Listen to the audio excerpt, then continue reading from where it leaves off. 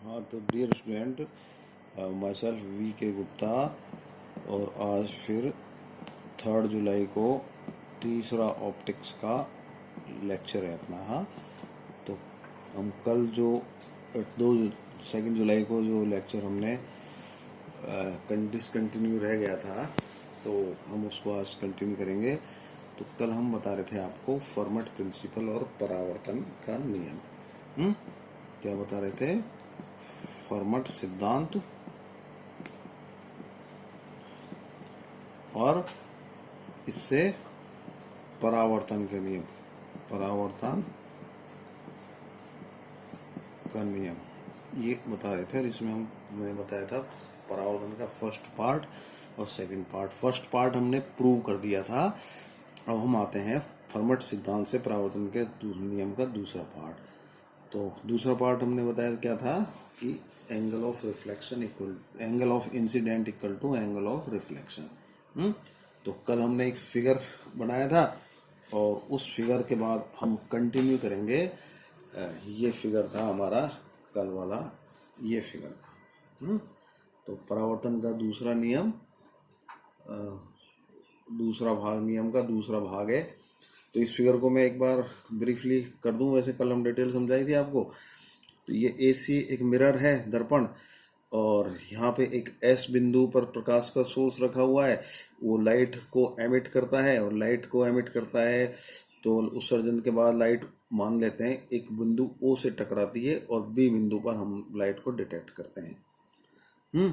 तो यहाँ पर एस ओ जो वो है, इसको हम कहेंगे आपतित किरण या इंसिडेंट रे, और ओ बी को कहेंगे परावर्तित या रिफ्लेक्टेड रे। और ये आई जो ये नॉर्मल है, ये क्या है? ओ एन नॉर्मल है इस मिरर के प्लेन के ऊपर। तो इंसिडेंट एंगल आई और रिफ्लेक्टेड एंगल आर, और परावर्तन का दूसरा नियम कहता है आई बराबर आर। और इसी को हम प्रूव करेंगे या इसी को एस्टेब्लिश करेंगे, और सहायता किसकी लेंगे? फर्मट के नियम की है। फर्मट का सिद्धांत हम लेंगे और ये एस्टेब्लिश करेंगे। तो ये हमारा आज का उद्देश्य है। तो फिगर समझ आ गया आपको? कल भी बताया था। और हमने क्या बताया, देखिए ये डिस्टेंस, ये बी डिस्टेंस है जो मिरर के ऊपर ये बी बिंदु का फुट है, ये सी पे मिलता है। तो ये बी डिस्टेंस है, वर्टिकल डिस्टेंस, और ये एस ए, ये ए डिस्टेंस है। तो अब लाइट एस से एमिट होती है, ओ से टकराती है, बी से पहुंचती है। अब लाइट की मर्जी है, वो ए से सी के बीच किसी भी बिंदु से टकराएगी सोर्स से निकल करके और बी तक पहुंच जाएगी। तो हर बार क्या होगा? लाइट के द्वारा तय किया गया रास्ता अलग होगा, तय की हुई दूरी अलग होगी, तय किया गया समय भी अलग होगा। तो यहाँ पर देखिए क्या बदल रहा है। हर बार जब बिंदु बदल जाएगा यहाँ पर परावर्तन का, तो सिर्फ एक्स बदल रहा है। क्या बदल रहा है? यहाँ टकरा रही है तो ये दूरी एक्स है, ओ है। अगर ये यहाँ टकरा गई तो यहाँ से यहाँ तक की दूरी एक्स हो गई। तो सिर्फ परिवर्तनशील क्या है? एक्स परिवर्तनशील है। ए नहीं चेंज हो रहा है, ये बी डिस्टेंस नहीं चेंज हो रही है, और नहीं ये दोनों के बीच की डिस्टेंस है स्मॉल डी, ये दोनों ए और बी के, ये भी चेंज नहीं हो रही है। सिर्फ वेरिएबल क्या है? एक्स वेरिएबल है। फर्मट का सिद्धांत क्या कहता है? आप देखिए, हम यूज करेंगे फर्मट के सिद्धांत को। वो कहता है प्रकाश कहीं से भी टकरा के बी तक पहुंचे, एस से बी तक किसी भी रास्ते से पहुंचे, वो एक स्थिर दूरी होगी या स्थिर रास्ता होगा या स्थिर समय लगेगा। हमें नहीं पता वो किस पॉइंट से टकरा के पहुंचता है, लेकिन जिससे भी पहुंचे, फर्मट का सिद्धांत है वो स्थिर डिस्टेंस होगी वो। तो हम क्या करते हैं, इस बिंदु से लेके डिस्टेंस को कैलकुलेट करते हैं और हम ये मान लेते हैं कि वो स्थिर है। फर्मट का सिद्धांत कहता है ना स्थिर है। तो स्थिर मतलब कांस्टेंट, और कांस्टेंट का अवकलन है, हर बार बदलेगा एक्स, तो एक्स के साथ अवकलन क्या होगा? शून्य होगा। तो ये फर्मट के सिद्धांत से हम डिस्टेंस निकालेंगे, उसका एक्स के साथ अवकलन शून्य करेंगे। तो अब हम क्या करें, ये डिस्टेंस निकालें। एस से ओ तक डिस्टेंस, एस से बी तक जो जा रही है डिस्टेंस, तय की गई दूरी या ट्रेवल्ड डिस्टेंस। और ये सब कुछ किस में हो रहा है? हवा में हो रहा है एक्सपेरिमेंट, है कोई माध्यम में नहीं हो रहा है। तो म्यू बराबर 1 मान लेते हैं, ऑप्टिकल डिस्टेंस ही ज्योमेट्रिकल डिस्टेंस हो जाएगी। तो तय की गई दूरी एस से बी तक, एस से बी तक गमन में तय की गई दूरी S O plus O B. तो एस ओ और ओ बी ये क्या है? ये दो ट्राइंगल दिख रहे हैं ना आपको, ये दो ट्राइंगल है, इनके हाइपोटेनियस या विकर्ण है, तो ये विकर्ण के बराबर हो जाएंगे। तो तय की गई दूरी मान लीजिए, मैं मान लेता हूँ आर, मान लेता हूँ, क्या मान लेता हूँ? आर।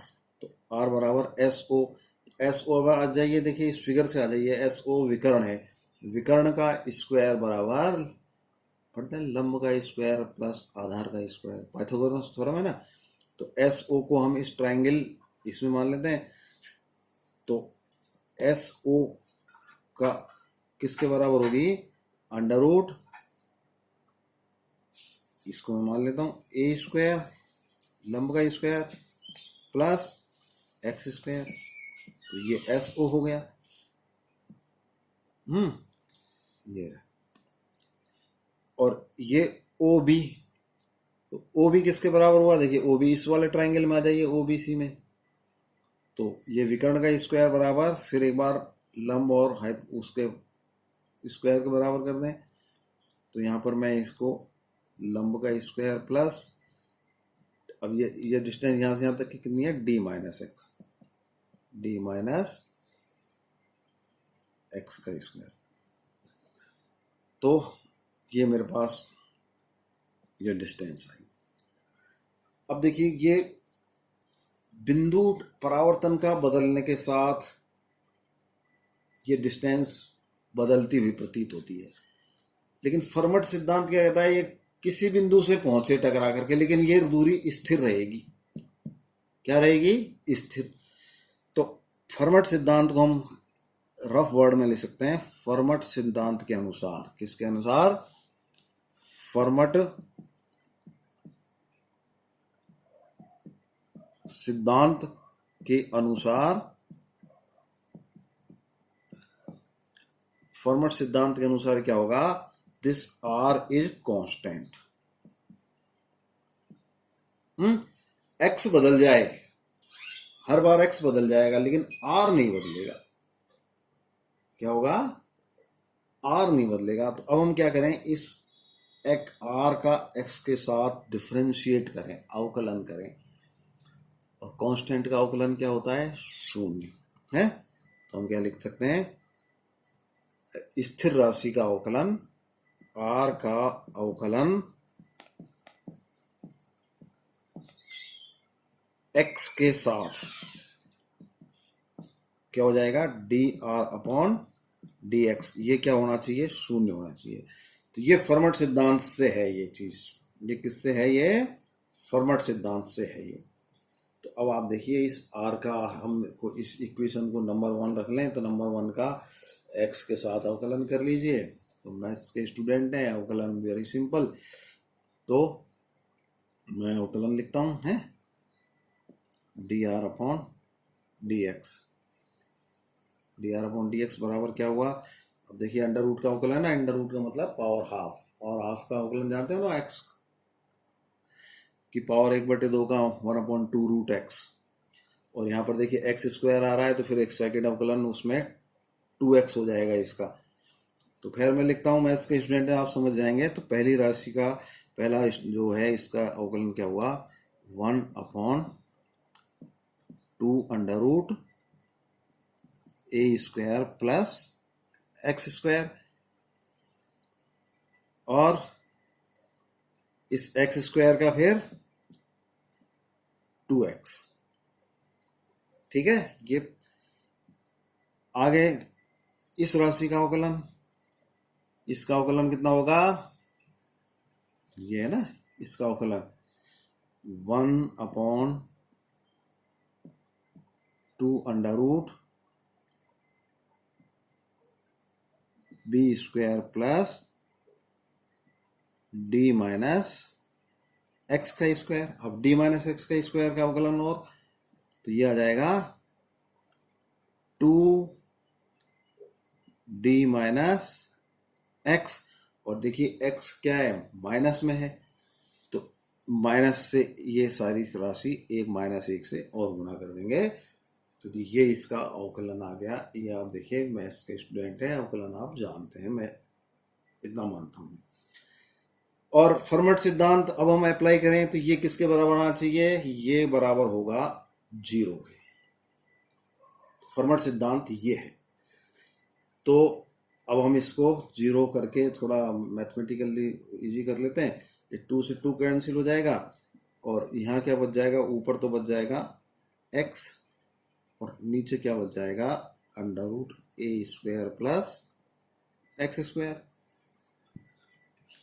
और ये माइनस है ना, देखिए ये माइनस को मैं यहाँ ले लेता हूँ, तो 2 से 2 यहाँ भी कैंसिल हो जाएगा, तो यहाँ क्या बच जाएगा, d माइनस एक्स, और यहाँ क्या बच जाएगा, under root B square plus D minus X का होल स्क्वायर।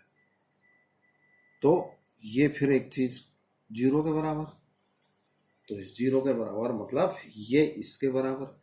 तो चलो लिख लेता हूं मैं इसको,